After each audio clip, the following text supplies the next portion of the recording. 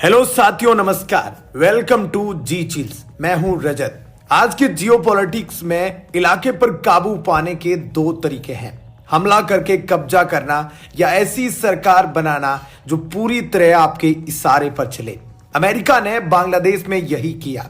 शेख हसीना, जो भारत की सहयोगी मानी जाती थी, उसको सत्ता से हटाकर मोहम्मद यूनुस को आगे लाया गया, जिन्हें अमेरिका का समर्थन मिला। अब बांग्लादेश खुद को ताकतवर मानते हुए भारत से टकराने की भूल कर रहा है।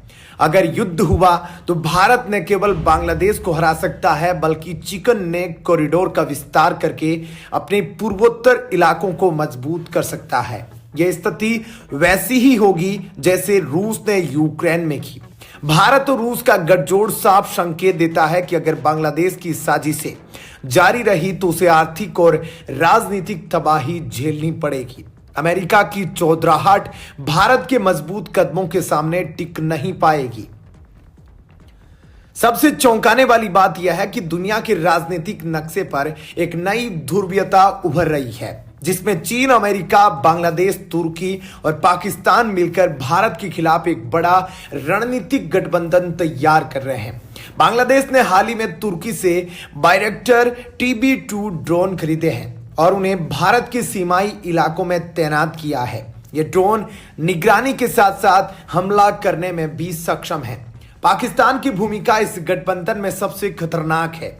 खबरों के मुताबिक पाकिस्तान ने हाल ही में अवैध रूप से हथियारों से भरे कंटेनर बांग्लादेश को सप्लाई किए हैं, जिन्हें भारत में आतंकवादी गतिविधियों के लिए इस्तेमाल किया जा सकता है। चीन, जो भारत में आतंकवाद फैलाने का मास्टरमाइंड लगता है, उसने यूनाइटेड नेशन में भी कई खूंखार आतंकवादियों को संरक्षण दिया है। अब बांग्लादेश को J-10C फाइटर जेट देने की तैयारी है। यह वही फाइटर जेट है जिसे पाकिस्तान पहले ही अपने बेड़े में शामिल कर चुका है। चीन का उद्देश्य साफ है: भारत को हर ओर से घेरना, भारत के अंदर आतंकवाद फैलाना और इसे वैश्विक स्तर पर कमजोर करना। बांग्लादेश के मौजूदा रवैये पर भी गौर करना जरूरी है।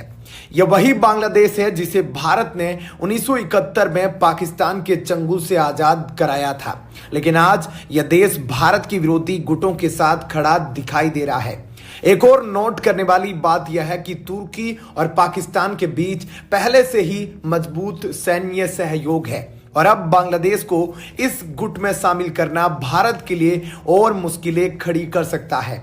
चीन और अमेरिका के इशारे पर बांग्लादेश की खुफिया एजेंसी DGFI और बांग्लादेश की ISI के बीच लगातार बैठकें हो रही है। इन बैठकों का मुख्य उद्देश्य भारत के पूर्वोत्तर इलाकों में अशांति फैलाना है। लेकिन इन सभी गठबंधनों के खिलाफ भारत के पास एक ऐसा साथी मौजूद है जो इन सभी के लिए अकेले ही काफी है, और उसका नाम रूस है। 1971 के युद्ध की गूंज आज भी भारत और बांग्लादेश के संबंधों में महसूस होती है, क्योंकि अमेरिकी बाइडेन प्रशासन ने बांग्लादेश की शेख हसीना सरकार को अस्थिर किया और नोबेल पुरस्कार विजेता मोहम्मद यूनुस को समर्थन देकर वहां सत्ता परिवर्तन किया। लेकिन भारत को कमजोर समझने की गलती यह गठबंधन पहले ही कर चुका है और आज भी कर रहा है। 1971 की कहानी दोहराई जा सकती है, लेकिन इस बार भारत और मजबूत है।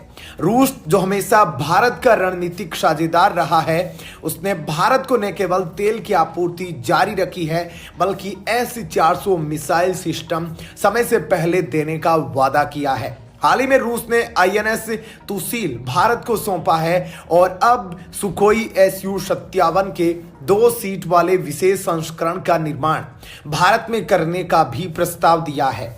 यह कदम न केवल भारत की सैन्य शक्ति को बढ़ाएगा, बल्कि मेक इन इंडिया पहल को भी मजबूती देगा।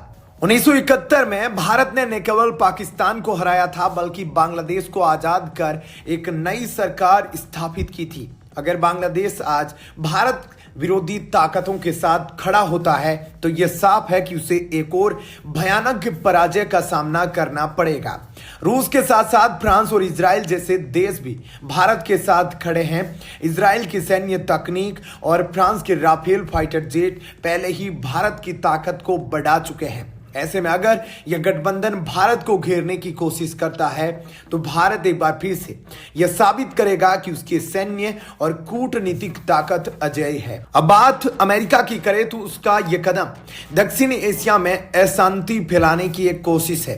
अमेरिका ने अतीत में भी बांग्लादेश और अन्य देशों को समर्थन देकर भारत के खिलाफ माहौल बनाया था, लेकिन भारत के पास आज चाणक्य नीति और आधुनिक सैन्य ताकत का अद्वितीय मिश्रण है। अगर बांग्लादेश भारत के खिलाफ साजिश में शामिल होता है तो भारत के पास कूटनीतिक और सैन्य दोनों मोर्चों पर जवाब देने की ताकत है। बांग्लादेश टॉपिक पर लगातार नए अपडेट सामने आ रहे हैं, जिस पर हम आगे भी वीडियो लाते रहेंगे। आपके लिए एक ट्रेंडिंग अपडेट, बेंगलुरु के 34 वर्षीय टेक्नोलॉजी विशेषज्ञ अतुल सुभाष की आत्महत्या के मामले में उनकी पत्नी निकिता सिंघानिया, सास निशा और साले अनुराग को गिरफ्तार कर लिया गया है। अतुल ने 24 पृष्ठीय सुसाइड नोट में इन पर उत्पीड़न और उगाही के आरोप लगाए थे। निकिता को गुरुग्राम से जबकि निशा और अनुराग को प्रयागराज से हिरासत में लिया गया। सभी आरोपियों को न्यायिक हिरासत में भेजा गया है और मामले की जांच जारी है। तो चलिए फिर मिलते हैं एक और नई अपडेट के साथ। तब तक के लिए हमारे प्लेलिस्ट को देख सकते हैं, जिसका लिंक नीचे कमेंट बॉक्स में दिया गया है। इसके साथ ही वीडियो को लाइक करके चैनल को सब्सक्राइब कर ले। धन्यवाद।